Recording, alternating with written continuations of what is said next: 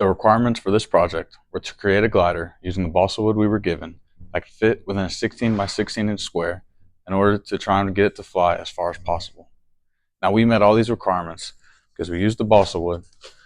Our glider barely fits within a 16 by 16 inch square, and we finished 4th overall in the fly-off. When it came to design, there were 3 major alternatives we considered. The first being dihedral wings. This gives the glider more lateral stability to stop it from turning side to side. However, we felt it was too unsecure. Couldn't think of a good way to attach the wings at an angle that we felt was safe enough to survive testing. The second being a lower horizontal stabilizer. We went with a raised one simply because when we looked at some of the best industry gliders, we saw they were raised. The main example we found were the sailplanes, which are very proficient gliders that can go a very long time high in the atmosphere with little to no propulsion.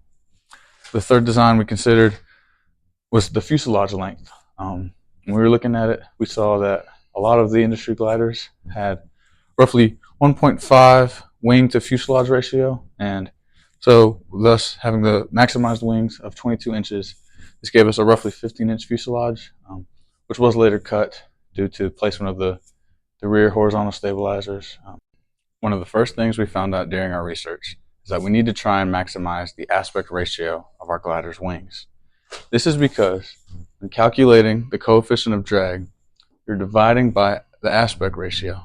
So the higher the aspect ratio, the lower the coefficient of drag, the longer your glider can fly.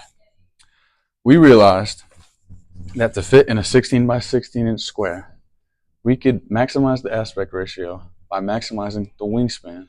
We can maximize the wingspan by turning our wings diagonal in the square, giving us 6 more inches of wing. Now this also required us to taper the edges of our wings, but that not only let us fit inside the corners of the square, but also helped reduce drag at the wingtips.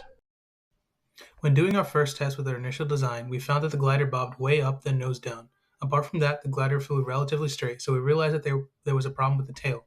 Since there was no roll, we knew that our design was quite symmetric, so we kept the placements of each component the same. After a couple throws, we reached the target distance of 20 feet, but with just a slightly different angle of attack or a little bit different power behind the throw, the distance greatly varied, so this was not sustainable. After taking the glider back to the makerspace, we also decided to check the dimensions of the provided 16 by 16 inch box, and we realized that although the length and width were fine when placed across the diagonal of the box, the horizontal stabilizer did not fit, as we had placed it at the end of the glider, and the end of the glider was nudged against the rear corner of the box. Due to this, we realized we had to make some key changes. First, the horizontal stabilizer was generating too much lift, which caused the glider upon release to ascend too far vertically. To fix this, we tried cutting and using a smaller horizontal stabilizer and adding more weight with Play-Doh to the nose of the glider to move the center of gravity forward. We also experimented with reducing the angle of incidence of the horizontal stabilizer by slightly tilting the leading edge down and the trailing edge back. Second, we decided to shorten the fuselage of the glider to better accommodate the empennage inside the 16 by 16 inch box. After testing again, we found that the pitch was too unstable no matter how powerful our throws were or what angle of attack we threw the glider at. After doing a little research, we understood that what we experienced could be a direct consequence of decreasing the area of the horizontal stabilizers. We decided to create a new horizontal stabilizer that was larger than even the one from our first tests, and to compensate for the center of gravity by adding slightly more Play-Doh at the nose. After implementing these changes, we found that our glider flew straight and level and easily cleared 30 feet during each throw. Our only concern was how large our glider was compared to most of our peers, and that our weight would be greater than most others' gliders. But in our initial designs, we had settled on using wings with the largest possible wingspan, which was a length of the diagonal of the 16 by 16 inch box, so we just accepted the trade-off. Here's a picture of the final design without the Play-Doh at the front. We opted to place the horizontal stabilizer above the vertical stabilizer and to use a blocky design for the vertical stabilizer. And from the picture, we can see the decreased angle of incidence on the horizontal stabilizer. Here's a picture of the calculations we completed to find the coefficient of lift and the coefficient of drag and the aspect ratio. We also noted down the total weight in ounces and the location of the center of gravity. We estimated the coefficient of lift to be 1.245 and the coefficient of drag to be 0.06456. The aspect ratio was quite large, being 16.982 to 1. We measured the center of gravity to be 3/4 of an inch behind the quarter chord, making it roughly at the half chord. Throughout the whole process, we had one main design and about 3 iterations. The first was with a full-length fuselage and a medium-sized horizontal stabilizer with no angle of incidence. The second was with a shortened fuselage, a smaller horizontal stabilizer, and a decreased angle of incidence. The third and final iteration had a large horizontal stabilizer, and throughout each iteration, we experimented with the amount of Play-Doh used at the nose of the glider to move the center of gravity around and keep the pitch level throughout each flight. In the end, we established a baseline for the power in the throw and the angle of the attack to release the glider at.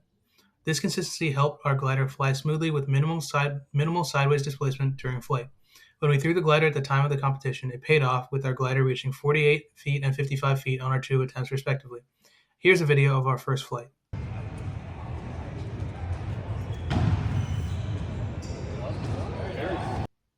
Our final design met all the requirements for the project. Our glider fit snug in the 16 by 16 inch box, successfully flew past 20 feet, and stayed intact during both landings.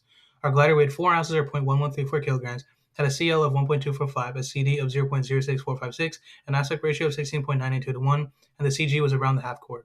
Our first flight test resulted in a gliding distance of 48 feet, and our second resulted in 55 feet.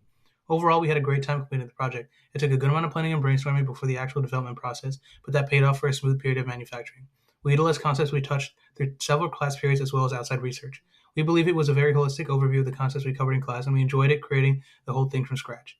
We could have improved the design by realizing at the start that our initial design wouldn't fit inside the box and decided on a smaller wingspan from the beginning.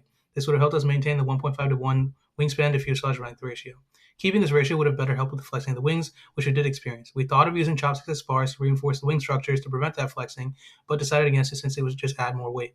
Barring these reflections, we thought our performance on this project overall was great. We worked together easily and efficiently, and our final flight test went very smoothly. Here's a list of references we use when doing research for specifications and design ideas for our glider.